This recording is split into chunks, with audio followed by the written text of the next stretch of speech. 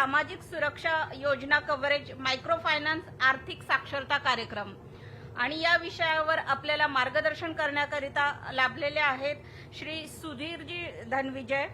हे x assistant general manager NABARD आहेत, तसेच ते एक्स सिनियर कन्सल्टंट आहे नॅपकॉन्स आणि सध्या faculty school of agriculture business मॅनेजमेंटमध्ये फॅकल्टी म्हणून आहेत. तरी मी त्यांना विनंती करते की आपण मंचावर येऊन मार्गदर्शन करावे. Please sir. सगळ्यांना माझा नमस्कार.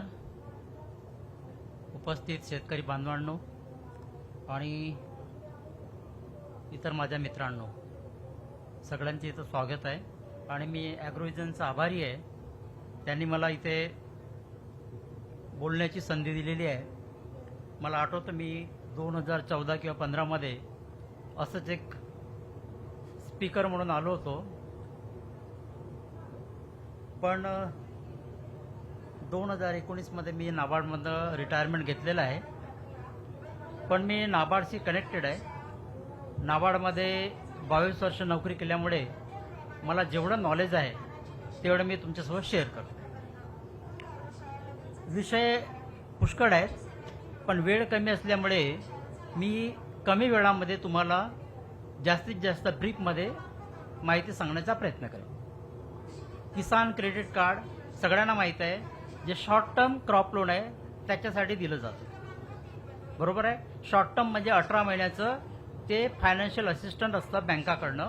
बरोबर आहे. त्याच्यानंतर यामध्ये तुम्ही क्रॉप प्रोटेक्शनसाठी ती वापरू शकता. आणि तुम्हाला दुसरं काही ॲक्टिव्हिटीज करायच्या असतील, अलाइड ॲक्टिव्हिटीज ज्या शॉर्ट टर्म नेचरच्या आहेत, फॉर एक्झाम्पल मिल्क प्रोडक्शनमध्ये म्हणा किंवा फॉडर कल्टिवेशन म्हणा, हे सगळं तुम्ही त्याच्यामध्ये करू शकता. आणि तुम्हाला माहिती आहे की याच्यामध्ये गव्हर्नमेंट ऑफ इंडियाचे इंटरेस्ट सबवेन्शन स्कीम आहे. इंटरेस्ट सबवेन्शन म्हणजे जे काही रेट ऑफ इंटरेस्ट बँकेला नॉर्मली चार्ज केलं जातं त्याच्यामध्ये काही पर्सेंटेज म्हणजे जवळजवळ 5% किंवा 7% याचा भार जो आहे गव्हर्नमेंट ऑफ इंडिया आणि स्टेट गव्हर्नमेंट घेते. म्हणून आपल्याला 1 लाखापर्यंत 0% रेट ऑफ इंटरेस्ट आपल्याला लागतो आणि 3 लाखापर्यंत मात्र 2% टाकतात प्रॉम्प्ट रिपेमेंट केल्यानंतर. जर आपण प्रॉम्प्ट रिपेमेंट नाही केलं तर हे आपल्याला याचा फायदा मिळत नाही. ठीक आहे. तर याच्यासाठी तुम्हाला नाबार्ड डायरेक्ट हे KCC लोन काही देत नाही. सगळ्यांना आपल्याला बँकेमधून घ्यायचं आहे. बँकेमध्ये सगळ्यांचं अकाउंट आहे. त्यांच्याकडनं तुम्हाला रिक्वायर्ड डॉक्युमेंट्स आहेत ते सबमिट करून तुमचं अकाउंट ओपन करून तुम्हाला स्केल ऑफ फायनान्स बेसिसवर हे लोन मिळतं. स्केल ऑफ फायनान्स म्हणजे काय आहे की फॉर एक्झाम्पल कॉटन आहे. एका एकराला किती खर्च लागतो, एका एकराला जसं कॉटन आहे एका एकराला किती खर्च लागतो त्याच्यानुसार बँक असेस करतं की तुमचं स्केल ऑफ फायनान्स कॉटनसाठी या वित्तीय वर्षात या फायनान्शियल इयरमध्ये काय राहील किंवा खरीप सीजनमध्ये काय राहील. रबी क्रॉपसाठी वेगळं स्केल ऑफ फायनान्स आहे, खरीपसाठी वेगळं आहे. म्हणजे अनेक संत्र्यासाठी सुद्धा आहे, कॉटनसाठी आहे, चिलीसाठी आहे. ठीक आहे. त्या स्केल ऑफ फायनान्सनुसार तुम्हाला लोन मिळतं. असं नाही जर आपल्याकडे कमी शेती असेल, 1 एकर असेल, आपण बँकेला म्हणू की 1 लाख द्या, पण कॉटन किती होतं, एका एकरामध्ये तुम्ही किती कल्टिवेशन करू शकता.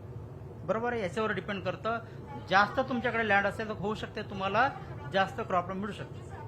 दुसरं फायनान्शियल इन्क्लुजन. फायनान्शियल इन्क्लुजन म्हणजे असं आहे की अजूनही काही आपल्या भारतामध्ये अजूनही लोक बँकेशी कनेक्टेड नाही आहेत. आणि सगळ्यांना माहित आहे जेव्हापर्यंत आपण बँकेशी कनेक्टेड राहणार नाही तेव्हापर्यंत आपला विकास होणार नाही. कारण की बँक आपल्याला जे थ्रिफ्ट हॅबिट्स आहे, सेव्हिंग हॅबिट्स किंवा जे लोन आपल्याला असिस्टंट पाहिजे ते सगळं प्रोव्हाइड करतं. हे जे फॉर्मल क्रेडिट स्ट्रक्चर आहे त्याच्यामध्ये बँकांचा रोल खूप महत्त्वाचा आहे. आणि बँकांना अशाच लोकांना लोन देतात ज्यांचं अकाउंट बँकेमध्ये आहे. ठीक आहे. तर ते फायनान्शियल इन्क्लुजन म्हणजे सगळ्यांचं समावेशन या बँकिंग याच्यामध्ये व्हावं. फायनान्शियल इन्क्लुजन तेच उद्देश आहे की 100% पॉप्युलेशन यांचं 100% लोकांचं अकाउंट ॲटलिस्ट फॅमिलीमध्ये एकाच अकाउंट या बँकेमध्ये असायला हवं. ते आपलं टार्गेट आहे. ठीक आहे. जवळजवळ मला वाटतं 5-6 वर्ष अगोदर हा रेशो फारच कमी होता. जवळजवळ 53% लोकांचे बँकेमध्ये अकाउंट नव्हते. पण हा आकडा आता जवळजवळ आपण गाठलेला आहे आणि बऱ्याचशा लोकांचे आता अकाउंट उघडलेले आहेत. हे आहे फायनान्शियल इन्क्लुजन. आता आकडा मला एक्झॅक्टली माहित नाही, मी तुम्हाला तपासून सांगतो. ठीक आहे. दुसरं मी तुम्हाला मेनली जे सांगतोय नाबार्ड विषयी. नाबार्ड 12 जुलै 1982 मध्ये स्थापन झाली आहे. पूर्ण गव्हर्नमेंट ऑफ इंडियाची बँक आहे. ठीक आहे. आणि नाबार्डचे 3 कोर फंक्शन आहेत. एक रिफायनान्स करणे, दुसरं बँकांचं सुपरविजन करणे आणि तिसरं डेव्हलपमेंटल. ठीक आहे. नाबार्ड हे डेव्हलपमेंटल फायनान्शियल इन्स्टिट्यूशन आहे भारताची. रिफायनान्स करणे म्हणजे काय? पुनर्वित्त. बँका कृषीसाठी किंवा अलाइड ऍक्टिव्हिटीसाठी जे लोन देतात त्या बँकांना नाबार्ड वित्तीय पुरवठा करतं. ठीक आहे. याला म्हणतो आपण रिफायनान्स. बरोबर आहे. दुसरं रिजनल रूरल बँक्स किंवा कोऑपरेटिव्ह बँक्स यांच्यावर सुपरविजन ठेवतं. जसं कमर्शियल बँक आहे, तुम्ही for example SBI, bank of India आहे, यांच्यावर कोण सुपरविजन ठेवतं? Reserve bank of India. तसंच रिजनल रूरल ग्रामीण बँक आहे, जसं फॉर एक्झाम्पल आपल्याकडे महाराष्ट्र ग्रामीण बँक आणि विदर्भ कोकण ग्रामीण बँक आहे. नागपूरमध्ये जिल्हा सहकारी बँक नागपूर आहे, वर्धा डिस्ट्रिक्ट, यांच्यावर सुपरविजन ठेवण्याचं काम नाबार्ड करतं. नाबार्ड हे प्रॉफिट मेकिंग ऑर्गनायझेशन नाही आहे, नफा कमवणारं बँक नाही आहे. पण नाबार्ड जेव्हा नफा कमवतं तो डिप्लॉय करतं. वेगवेगळे फंड आहेत. नाबार्डकडे 30 पेक्षा जास्त फंड आहेत. त्याच्यामध्ये रिसर्च अँड डेव्हलपमेंट फंड आहे, फार्म सेक्टर प्रमोशन फंड आहे, ट्रायबल डेव्हलपमेंट फंड आहे, वॉटरशेड डेव्हलपमेंट फंड आहे. याच्यामध्ये NGO किंवा जे व्हॉलंटरी एजन्सीज आहेत यांच्या मार्फत प्रोजेक्ट राबवल्या जातात. ठीक आहे. तर अशा प्रकारे नाबार्ड आपल्या जे प्रॉफिट आहे त्याचा उपयोग करतं. ठीक आहे. नाबार्डची वेबसाईट आहे, लक्षात घ्या, www.nabard.org. बऱ्याच लोकांना प्रश्न पडतो की मला हे काम करायचं आहे, पण कसं करायचं, मला कोणी मदत करेल का? तर आपण सडनली काय करतो, CA कडे धाव घेतो. आणि CA काय एक्सपर्ट नाही आहे. CA is not a expert, he is a jack of all master of none. बरोबर आहे. असं मी म्हणाल, वाईट नको वाटून घ्या, त्यांना सगळंच येतं, सगळ्याच, पण टेक्निकल नॉलेज नाही. फायनान्शियल असू शकते पण टेक्निकल नॉलेज नाही आहे. ठीक आहे. तर नाबार्डनी एक पायलट म्हणून, एक मॉडेल म्हणून नाबार्डनी अनेक 12 स्कीम्स, 12 प्रोजेक्ट हे बनवलेले आहेत. त्याला म्हणतो आपण मॉडेल बँकेबल प्रोजेक्ट्स. त्या तुम्ही बघू शकता आणि त्यानुसार तुम्ही प्रोजेक्ट रिपोर्ट तयार करू शकता. ठीक आहे. तर यावर आहे, ॲनिमल हजबंड्रीवर आहे, बायोटेक्नॉलॉजीवर आहे, फार्म मेकॅनायझेशनवर आहे, फिशरीजवर आहे, फूड प्रोसेसिंगवर आहे, फॉरेस्ट्रीवर आहे, फार्मर्स प्रोड्यूस ऑर्गनायझेशनवर आहे, प्लांटेशन हॉर्टिकल्चरवर आहे, पोस्ट हार्वेस्ट स्टोरेजवर आहे, प्रोटेक्शन ऑफ ॲग्रिकल्चरवर आहे, सोलर फेन्सिंगवर आहे आणि वॉटर रिसोर्सेसवर आहे. ठीक आहे. नाबार्डनी परत एरिया डेव्हलपमेंट स्कीम केलेले आहेत, म्हणजे कोणत्या जिल्ह्यासाठी कोणती स्कीम उपयुक्त आहे त्या सगळ्यात बनवून ठेवलेल्या आहेत. ते पण वेबसाईटवर उपलब्ध आहेत. नाबार्डचं तुमचं कोणत्या जिल्ह्यामध्ये कोणता अधिकारी आहे, मी बेसिक नॉलेज सांगतो. बघा, आज मी काय सगळं काय देऊ शकत नाही तुम्हाला, पण तुम्ही मला कसं कॉन्टॅक्ट करावा आणि कोणत्या जिल्ह्यात कोणता अधिकारी आहे, त्याचा मोबाईल नंबर काय आहे, हे तुम्ही बघू शकता. ठीक आहे. याच्यामध्ये सुद्धा अडचण आहे बऱ्याच लोकांना. सामान्य शेतकऱ्यांना हे सुद्धा कळत नाही की आपण तिथे वर्धेला, समजा तुम्ही इथे राहता, वर्धेच्या अधिकाऱ्यासोबत नाबार्डचा कॉन्टॅक्ट करायचा, पण कसं करायचं? तर नाबार्डच्या वेबसाईटवर www.nabard.org वर, ठीक आहे, यांचं ऑफिसेसचं लोकेशन आहे. ठीक आहे. डिस्ट्रिक्ट वाईज तिथे दिलेली इन्फॉर्मेशन तुम्ही फिलअप करा आणि तुम्हाला त्यांचा ॲड्रेस, रेसिडेंट कम ऑफिस असतं आणि त्यांचा मोबाईल नंबर सुद्धा तुम्हाला मेल ID मिळू शकतो. तिथं तुम्ही डिटेल चौकशी करू शकता. नाबार्डने परत युनिट कॉस्ट बनवलेली आहे. युनिट कॉस्ट म्हणजे काय आहे? बेसिकली हे इंडिकेटिव्ह आहे, म्हणजे तुम्हाला पर्टिक्युलर कामासाठी, बरोबर आहे, पर्टिक्युलर कामासाठी हे युनिट कॉस्ट राहू शकते. फॉर एक्झाम्पल सोलर फेन्सिंगमध्ये ही स्टँडर्ड युनिट कॉस्ट राहू शकते आणि ती बँका वापरू शकतात. नाबार्डने बनवलेले युनिट कॉस्ट वापरू शकतात. त्याच्यामध्ये थोडं प्लस मायनस ते करू शकतात. नाबार्डने बनवलेली युनिट कॉस्ट ही तंतोतंत पाळलीच पाहिजे अशी गरज नाही आहे. ठीक आहे. त्याच्यानंतर NABARD potential link credit plan बनवतं. जे काही प्रत्येक जिल्ह्यामध्ये खरीप सीझनच्या अगोदर खरीप आढावा बैठकमध्ये तुम्ही ऐकलेलं असेल, त्यामध्ये खरीपसाठी किती टार्गेट आहे, आपल्या क्रॉप लोनचा किती टार्गेट आहे, हे सगळं डिसाईड केलं जातं. त्याच्यानुसार बँकांना अलोकेशन केलं जातं. त्याच्यानंतर ते स्केल ऑफ फायनान्सनुसार ते फायनान्स करतात. ठीक आहे. त्याच्यानंतर आपल्याकडे एफपीओ आहे. एफपीओ सुद्धा नाबार्ड प्रमोट करतं. आपल्याकडे बऱ्याचशा एफपीओ नाबार्डने प्रमोट केलेले आहेत आणि नाबार्ड एनजीओच्या माध्यमातून सुद्धा प्रोड्युसर ऑर्गनायझेशन प्रमोटिंग इन्स्टिट्यूशन म्हणतो आपण त्याला, पोपीच्या माध्यमातून म्हणजे एनजीओच्या माध्यमातून नाबार्ड एफपीओ सुद्धा प्रमोट करतं. आणि आपल्याकडे पीओडीएफ आहे, प्रोड्युसर ऑर्गनायझेशन डेव्हलपमेंट फंड. त्याच्यामध्ये सुद्धा आपल्याला कॅपॅसिटी बिल्डिंग म्हणजे त्यांच्या ट्रेनिंग, स्किल डेव्हलपमेंट, ठीक आहे, लिगल कंप्लायन्स काय आहे, काय काय डायरेक्टरचं कॅपॅसिटी बिल्डिंगसाठी तिथं असिस्टंट केला जातो. जसं एफपीओ आहे म्हणजे एफपीओ म्हणजे फॉर्म सेक्टर, जसं नाबार्ड नॉन फॉर्म सेक्टरसाठी सुद्धा काम करतात. तुम्हाला माहिती आहे नाबार्डचं लक्ष कुठे आहे, कृषी आणि ग्रामीण विकासाकडे.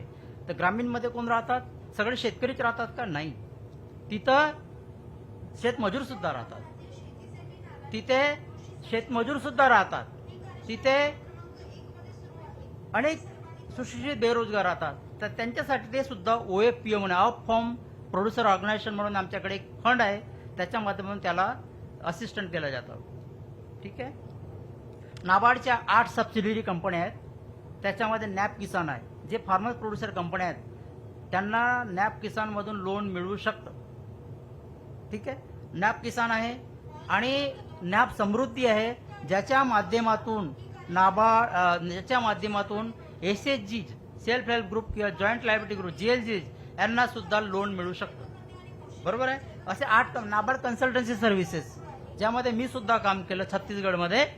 तर एखाद्याला प्रोजेक्ट रिपोर्ट बनवायचा आहे, मोठा प्रोजेक्ट रिपोर्ट आहे समजा, किंवा छोटा एकदम छोटा असला तर एवढं काय कन्सिडर करत नाही नॅपकॉन्स, पण एखादी मोठा प्रोजेक्ट रिपोर्ट तुम्हाला पर्टिक्युलर सेक्टरसाठी बनवायचा आहे, एखाद्या तुम्हाला पोल्ट्रीचा प्रोजेक्ट बनवायचा आहे, डेअरीचा प्रोजेक्ट बनवायचा आहे, तुम्हाला वाटतं मी फी देऊ शकतो पण मला माझा प्रोजेक्ट रिपोर्ट चांगला बनावा, त्याच्यासाठी तुम्ही नॅपकॉनची मदत घेऊ शकता. NABARD consultancy services private limited ही नाबार्डची कंपनी आहे. अशा एकंदरीत 8 नाबार्डच्या कंपनी आहे. याचं तुम्हाला माहिती नाबार्डच्या वेबसाईटवर मिळू शकते. ठीक आहे.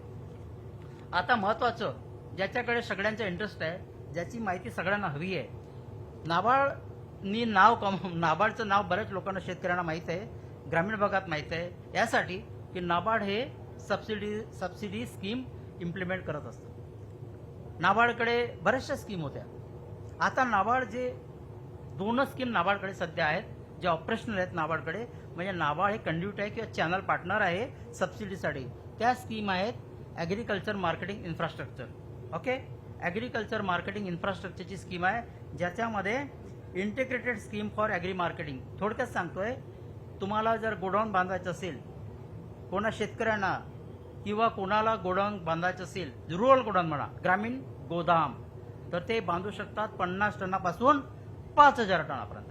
तुम्ही 50 टनापासून शेतावर म्हणा किंवा कॉर्पोरेशन लिमिटच्या आतमध्ये नाही, तुम्ही नागपूरमध्ये नाही बांधू शकत, तुम्ही कॉर्पोरेशन लिमिटच्या बाजू म्हणजे विलेज लेवलला बांधू शकता किंवा शेतात बांधू शकता. 50 टनापासून तुम्हाला 5000 टनापर्यंतचं गोडाऊन तुम्ही बांधू शकता. ठीक आहे. आणि त्याच्यामध्ये तुम्हाला सामान्य व्यक्तींना, सामान्य शेतकऱ्यांना 25% सबसिडी आहे व SC ST आणि महिला शेतकऱ्यांना 33.33% सबसिडी आहे. ओके. आणि ही स्कीम सध्या सुरू आहे. 31 मार्च 2026 पर्यंत हे स्कीम आहे, त्यानंतरही सुरू राहील कदाचित, पण सध्या आमच्याकडे जे सर्क्युलर आलेलं आहे की 31 मार्च 2026 पर्यंत ही स्कीम सुरू आहे. ही स्कीम कोणाची आहे? नाबार्डच्या स्वतःच्या सबसिडीच्या स्कीम कोणत्याच नाही आहेत. ह्या सगळ्या सबसिडीच्या स्कीम आहेत गव्हर्नमेंट ऑफ इंडिया. त्यामध्ये कोणाचे आहेत? Department of agriculture and cooperation and farmers welfare या मिनिस्ट्रीच्या स्कीम आहेत, जे नाबार्ड एक्झिक्यूट करतो.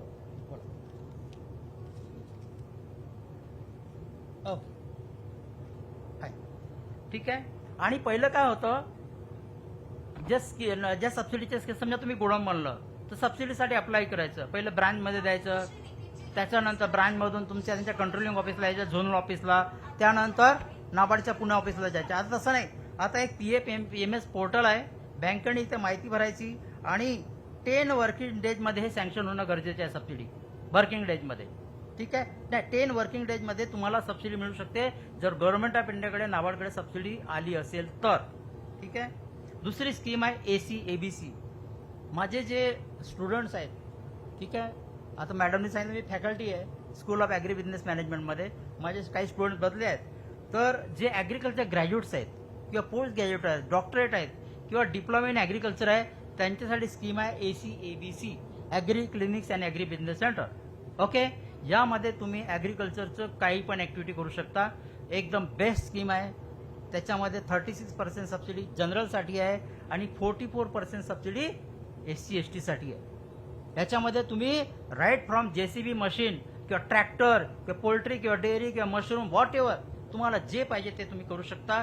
एकच कंडिशन आहे. याचा उद्देश काय आहे स्कीमचा, की शेतकऱ्यांना आपण एक्सटेन्शन सर्व्हिस किंवा मार्गदर्शन करायचा, हाच उद्दिष्ट आहे आपल्याला. ठीक आहे. याची कंडिशन एक आहे, ही स्कीम तुम्हाला घेण्यासाठी तुम्हाला 1.5 महिन्याचा ट्रेनिंग कोर्स करायचा आहे. ते केल्यानंतर या सबसिडीचे तुम्हाला लाभ मिळू शकतो, अन्यथा मिळू शकत नाही.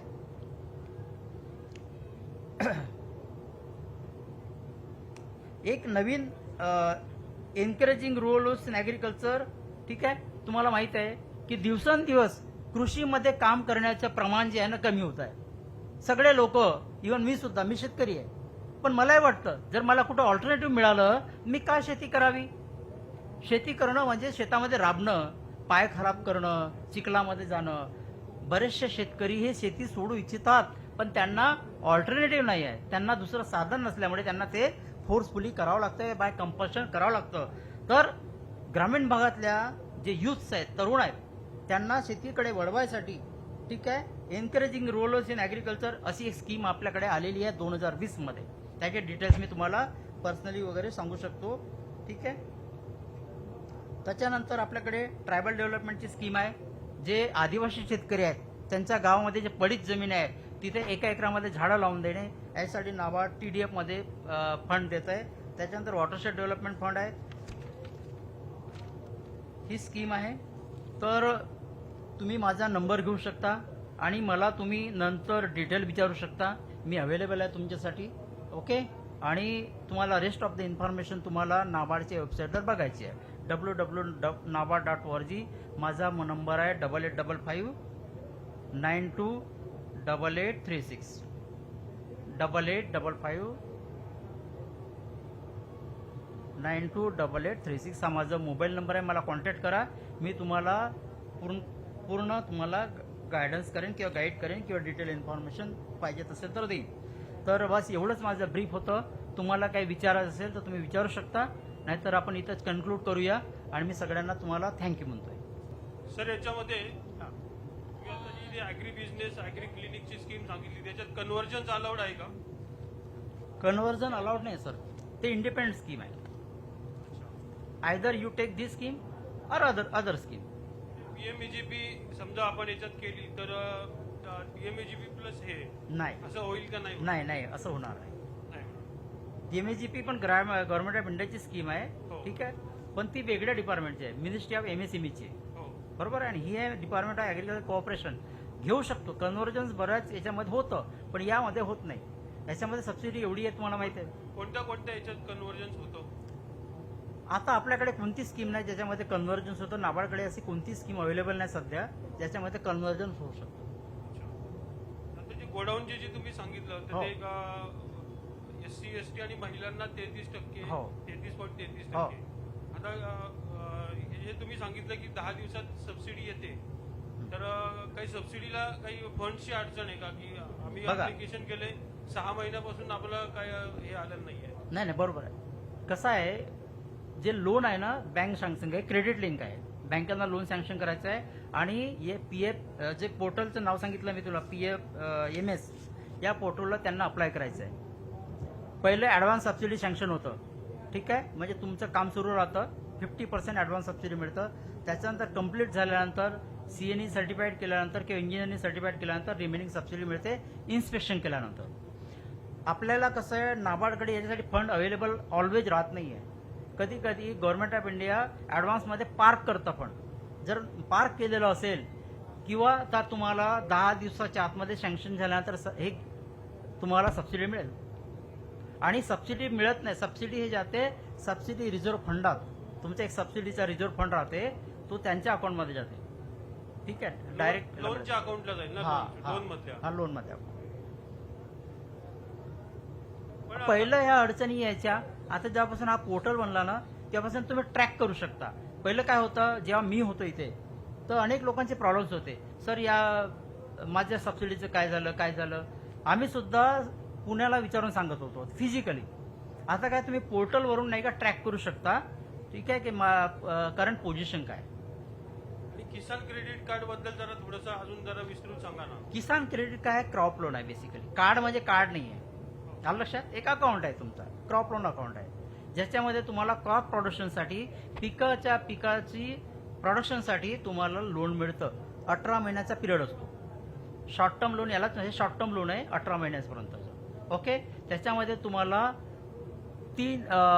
तुमच्या स्केल ऑफ फायनान्सनुसार तुमच्याकडे किती जमीन आहे याच्यानुसार लोन मिळतं आणि तुम्ही कोणतं पीक घेता. पण बँकेचे अधिकारी त्याच्यासाठी सिबिल बघतात आणि सिबिल बघणारच. सिबिल हे कंपल्सरीच आहे म्हणजे बघणं. पण सरकार सांगतं की क्रॉप लोनसाठी सिबिलची गरज नाही. आता बघा, आणि तुम्ही आपण या विषयावर हे नाही करणं. बघा, बँकेचे नॉर्म्स आहेत ते फॉलो करतात. बरोबर आहे. आपल्या लोकांचा प्रयत्न हाच असतो की एक थोडंसं लेनियंट व्ह्यू घ्यावं. ठीक आहे. एखादी गोष्ट जर अब्सेंट असेल तर तिला थोडं हे करून ऍडजस्ट करून त्याला शेतकऱ्यांना लोन देण्यात यावं असा प्रयत्न आहे. बघा, आता हे बँक टू बँक डिफर करतं. कोणी लेनियंट व्ह्यू घेतात, कोणी रिजिड राहतात. त्याच्यामुळे हे प्रॉब्लेम्स आहेत. पण त्याला काही टार्गेट असतं का की समजा आता एखाद्या बँकेला ब्रांचला की त्यांनी किती क्रॉप लोन दिलं ते काही वेबसाईटवरती. मी जे सांगितलं ना की आपल्याकडे डिस्ट्रिक्ट क्रेडिट प्लॅन बनतं, जे लीड बँक बनवतं. आपल्या नागपूर डिस्ट्रिक्टची लीड बँक आहे बँक ऑफ इंडिया. हे डिस्ट्रिक्ट क्रेडिट प्लॅन बनवतं, एक बुक बनवतं. आणि सगळ्या बँकांना नागपूरमध्ये जवळजवळ सरकारी बँका आता 12 राहिल्यात. ठीक आहे. आणि प्रायव्हेट बँकांना सुद्धा टार्गेट दिलेलं आहे. IDBI, ICICI, ऍक्सिस बँक या बँकांना सुद्धा शॉर्ट टर्म क्रेडिट द्यायचं आहे. ठीक आहे. आणि कोऑपरेटिव्ह बँकेत आहेतच, ग्रामीण बँकेत आहेतच, यांना सुद्धा. या सगळ्या बँकांना लीड बँक हे अलोकेशन करते. ठीक आहे. जसं फॉर एक्झाम्पल आपल्या नागपूरसाठी टार्गेट आहे 500 करोडचं, तर 500 करोड सगळ्या बँकांना वाटून देते त्यांच्या साईजनुसार. त्यांच्या ब्रांचेस किती आहे, त्यांच्या नेटवर्क किती आहे, त्यांच्या पास्ट परफॉर्मन्स कसं याच्यानुसार वाटून घेते. आणि तो टार्गेट कुठे जातो, शेवटी ब्रांचमध्ये जातो. पण मग जेवढं आता 500 कोटीचं टार्गेट आहे त्यातलं 400 कोटी वाटले, 200 वाटले, हे कळतं का आपल्याला? हो, कळेल का? बिलकुल कळतं. आपल्याला कोणत्या ब्रँडने किती वाटलेत हे सगळी पोझिशन आपल्याला रिअल टाइम बेसिसवर कळते. कुठे कळते ती? काय वेबसाईटवरती? ती तुम्ही बँकेचे जे आहेत ना किंवा एक BLBCचे पोर्टल असतं. ठीक आहे. त्याला म्हणतो SLBC, state level bankers committee, ज्याचं कन्व्हेनर आहे बँक ऑफ महाराष्ट्र. त्यांच्या वेबसाईटवर मिळू शकतं. किंवा तुम्ही त्या पर्टिक्युलर बँकेच्या कंट्रोलिंग ऑफिसर जे नागपूरला असतं, कधी नागपूरला आहेतच सगळ्या बँकेचं, इथं तुम्ही विचारू शकता की या ब्रांचचं किती फायनान्स झालं आणि टार्गेट किती होता. ठीक आहे. हे विचारू शकता. त्यानंतर आपल्यासोबत पहिले वक्ते देखील या ठिकाणी आहेत, रोशन धांडेजी. तर मूल्य जोखीम व्यवस्थापनावरही कुणाला काही प्रश्न असतील तर 5 मिनिटात एकानंतर एक विचारावे. Any more questions for me? तुम्हाला नाही सर. बोला. सर, आपण आता रिसर्च स्कीम बद्दल बोलले, तर त्याच्याबद्दल राईट, सांगा. गुड, छान प्रश्न विचारला तुम्ही. नाबार्ड मी तुम्हाला म्हटलं डेव्हलपमेंटल इन्स्टिट्यूशन आहे. बघा, आपण म्हणतो की जे शिकले सवरलेले आहेत त्यांच्या डोक्यात चांगली कल्पना येत नाही. जी अडाणी आहेत, अशिक्षित आहेत, शेतकरी सुद्धा, त्यांच्या डोक्यात सुद्धा चांगली कल्पना येऊ शकतं. म्हणजे इनोव्हेशन येऊ शकतं, एक न्यू आयडिया येऊ शकतं. त्यासाठी त्याला प्रमोट करायसाठी नाबार्डकडे फार्म सेक्टर प्रमोशन स्कीम आहे, फंड आहे. ठीक आहे. अशा शेतकऱ्यांना त्याने नवीन काही एक मशीन डेव्हलप केली समजा, किंवा एखादी व्हेरायटी डेव्हलप केली, त्याला प्रमोट करायसाठी नाबार्डकडे FSP farm sector promotion fund आहे. आता राहिलं ते R&Dचं. ठीक आहे. तुम्ही एक संस्था म्हणून किंवा गव्हर्नमेंट ऑर्गनायझेशन म्हणून तुम्हाला एखादी वर्कशॉप घ्यायचं आहे, सेमिनार घ्यायचं आहे, एखादी कॉन्फरन्स घ्यायचं आहे, त्यासाठी सुद्धा नाबार्ड तुम्हाला फंड देत आहे. एखादी रिसर्च करायची आहे तुम्हाला, एखादी अप्लाइड रिसर्च करायचं आहे, ठीक आहे, याच्यासाठी सुद्धा नाबार्ड तुम्हाला फंड देऊ शकतं. व्यक्तिगत देत नाही. तुम्ही एकटे जर नाबार्डकडे गेलेत की मला R&D मधनं हे फंड पाहिजे, मी हे मशीन डेव्हलप केली, देणार नाही. तुम्हाला एखादं ऑर्गनायझेशन थ्रू यावं लागेल. ठीक आहे. तर अशा प्रकारे ते फंड आहे आणि ते फ्री ऑफ कॉस्ट आहे, ग्रांट आहे. ते you need not to return it. काय बघा, हे डिपेंड करतं तुमचा साईजचा प्रोजेक्ट किती आहे. ठीक आहे. लिमिट असं काही नाही आहे. Limit, minimum limit, maximum limit काही नाही आहे. तुम्ही किती साईजचा करू इच्छिता याच्यावर डिपेंड करतो. पण एक ग्रांटला नाही, एक ग्रांट बेस्ड प्रोग्राम आहे, ते लिमिट, अप्पर लिमिट तर राहीलच. 1 करोडपर्यंत देऊ शकतो आम्ही मॅक्झिमम. कमीत कमी 2 लाखापर्यंत तुम्हाला सेमिनार आणि वर्कशॉपसाठी सँक्शन होते. तुम्हाला छोटासा वर्कशॉप घ्यायचा आहे, आम्ही वेटरनरी डिपार्टमेंटला वगैरे बरेच सँक्शन केले 2 लाखापर्यंतचे प्रोजेक्ट. ठीक आहे. त्याला हॅसल फ्री आहे, म्हणजे लवकर होतं. तर यांना आम्ही सेमिनार वर्कशॉपसाठी, एखाद्या NGOला काही करायचं आहे, एखादा वर्कशॉप घ्यायचा, अवेअरनेस कॅम्प घ्यायचा आहे, त्यासाठी सुद्धा आम्ही फंड देतोय. कळलं? Thank you very much.